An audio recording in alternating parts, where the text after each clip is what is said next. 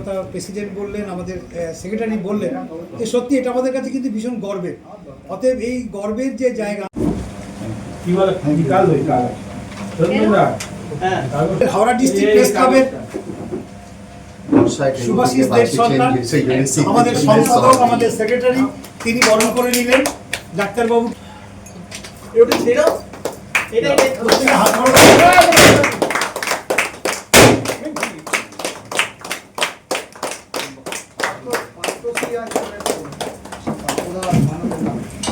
দুটো ট্রফি আমাদের ক্লাবেরই সদস্য মারা গিয়েছিল,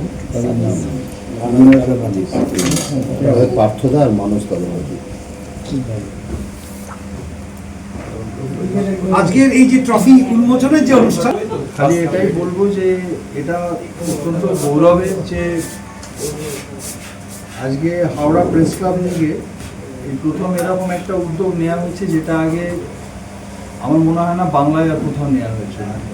তো এইটা হচ্ছে সব থেকে বড় কথা যে হাওড়া এখানে প্রেস ক্লাব আজকে একটা প্রতিকৃত হলো, যে আজকে একটা সারা বাংলা সমস্ত প্রেস যারা কলিগস আছে আপনাদের, তাদের মধ্যে একটা নিজেদের এই ক্রিকেট টুর্নামেন্ট করা ফার্স্ট টাইম। যে কোনো জিনিস অর্গানাইজ করা খুব ডিফিকাল্ট, আর যদি সেটা প্রথমবার হয় সেটা আরও বেশি চ্যালেঞ্জিং হয়।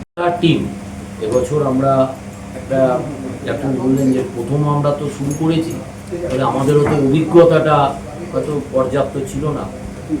তো আমরা যা টাইম বেঁধেছিলাম তার মধ্যে 9টা টিম তারা যোগাযোগ করে নাম দিয়েছে। তারপরও আরও জেলা থেকে নাম দিয়েছিল, আমাদেরকে ফোনে যোগাযোগও করেছে তারা, কিন্তু আমরা নিতে পারিনি, কারণ আমরা ওয়ান ডে তো একদিনে, আর আমরা ওরকম চাইনি যে একজন এলেন ওই নকআউটের মতো যে হেরে গেলেন আর খেলবেন না, না, এটা তো আমাদের ঘরোয়া, আমাদের সংবাদ মাধ্যমের কর্মীরাই খেলাধুলা করছে। তো আমরা বলছি প্রত্যেকের সঙ্গে প্রত্যেকে খেলবে, মানে प्रयास से और सोच से पहले छुड़ाना संभव हो पाया, और आज इस खेल प्रतियोगिता मानो भारत के इतिहास में पहली बार पश्चिम बंगाल के हावड़ा को ये गर्व हासिल हुआ है। इसीलिए आज सुजय चक्रवर्ती का जो प्रयास है, डॉक्टर साहब का, जो हर क्षण पर कहाँ पर क्या अटक रहा है, कहाँ मैदान अटक रहा है, कहाँ लाइट नहीं है, कहाँ पर आपको स्पॉन्सर नहीं मिल रहा है, हर तरह से सहयोगिता कर रहे हैं ये, तभी ये संभव हो पाया। और भारत के इतिहास गवाह रहेगा ये हावड़ा, कि इस हावड़ा में एक ऐसी छत है जहाँ पर पूरे पश्चिम बंगाल के हर जिले के टीम यहाँ आकर खेलेंगे। और अगर आप लोगों का साथ ऐसा ही रहा तो वो दिन दूर नहीं जब हर राज्य से एक टीम आएगी और हावड़ा में नेशनल क्रिकेट लीग खेल कर जाएगी। ये प्रयास अगर आप लोगों का रहा, साथ अगर आप लोग का रहा, तो बहुत जल्द ही ये संभव हावड़े जिले में ही। সংবাদ কর্মী বা হাওড়া প্রেস ক্লাবের যে এই উদ্যোগ, হাওড়া ডিস্ট্রিক্ট প্রেস ক্লাবের, কী বলবেন সে বিষয়ে? দেখুন, প্রথম কথা হচ্ছে আমি প্রথমেই হাওড়া প্রেস ক্লাবকে ধন্যবাদ, শুভেচ্ছা সব কিছু জানাবো। একটা মেন রিজন, শুধু একটা টুর্নামেন্ট আয়োজন করার জন্য নয়, প্রথমবার আমাদের পশ্চিমবঙ্গে এরকম একটা টুর্নামেন্ট, এই যে চিন্তাটা, এই যে ধারণাটা আনা, অর্থাৎ সমস্ত সংবাদ মাধ্যমের বন্ধুদের একটা প্ল্যাটফর্মে একত্রে আনা, এটা তো শুধু খেলা নয়, এটা যে এই যে টুর্নামেন্টটা হবে ওয়ান ডে, একটা 9টা দল আসছে বিভিন্ন জেলা থেকে, একটা দিনরাত্রি ব্যাপী একটা ওয়ান ডে টুর্নামেন্ট, খেলা তো নিশ্চয়ই আছে, কিন্তু এখানে আরও একটা যেটা বড় জিনিস হবে সেটা হচ্ছে এই সংবাদ মাধ্যমের জগতের আপনাদের যারা কর্মীরা আছেন, যারা একসাথে আপনারা কাজ করছেন, এখানে সবাইকে একটা মঞ্চেও আনা।